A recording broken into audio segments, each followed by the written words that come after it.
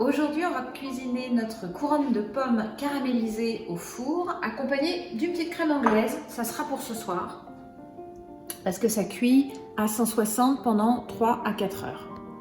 J'allume mon four, chaleur tournante à 160 avant de couper mes petites pommes en lamelles. Moi j'ai pris pas mal de pommes et je vais faire un mélange pomme-poire en fait parce que j'ai beaucoup de poires. J'ai pris 6 pommes et 6 poires, une cocotte avec un couvercle. Alors moi j'ai une espèce de petit plat en fonte un peu façon tagine avec un couvercle qui va au four. Et puis un robot parce qu'il va falloir qu'on épluche nos pommes, nos poires et qu'on les coupe en lamelles très fines et qu'on va superposer. Alors, moi, je triche un peu. Vous pouvez faire votre crème anglaise, mais alors comme moi, je suis un petit peu flemmarde, je l'achète dans nos magasins surgelés. En petits sachets, elle est délicieuse. Je la décongèle dans un bol et je la sers avec ma couronne de pommes ou ça peut être une glace vanille. Ça y est, je vais émincer mes pommes, je les mets dans la goulotte. C'est parti! Mes pommes doivent être, voilà, émincées extrêmement finement. Donc, soit vous une mandoline, soit si vous avez un robot qui permet d'émincer très finement, soit à la main si vous êtes courageux. Alors, je vais verser mes petites pommes. En fait, je les pose tout à fait de façon aléatoire dans le fond de ma cocotte. Vous voyez, sans rien, sans matière grasse, sans beurre. Je ne mettrai pas de sucre non plus, donc c'est un dessert super léger. Et vous verrez au final, ça va caraméliser tout seul, se sucrer simplement avec le sucre des pommes et des poires, c'est juste succulent.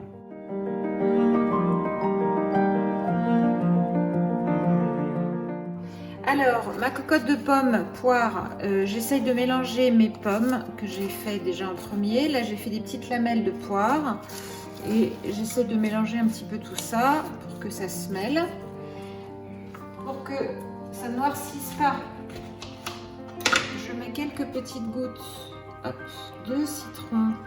Voilà, on ne le sentira pas, on ne laisse pas les petits pépins dedans, bien sûr, parce que ça ne sera pas agréable. Et on continue. Notre cocotte de pommes poire est prête. Comme vous pouvez le constater, le volume est complètement rempli. Je ne peux pas en mettre plus. Tout dépend maintenant de votre contenant. Moi j'ai mis, tout à l'heure on a parlé de 6 pommes, 6 poires. En fait j'en ai mis que 5 parce que ça rentrait plus. Je couvre.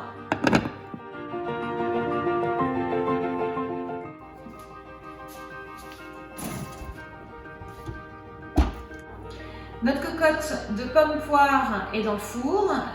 On en a pour 3 heures à peu près de cuisson, 3-4 heures. Vous allez voir, il ne va rester que 3-4 cm de hauteur de fruits confits et caramélisés.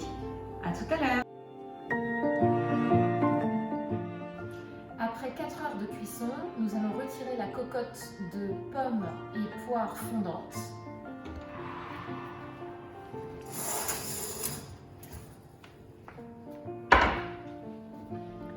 Voilà, c'est caramélisé dans le sucre des pommes et des poires directement du fruit. Je n'en ai pas rajouté.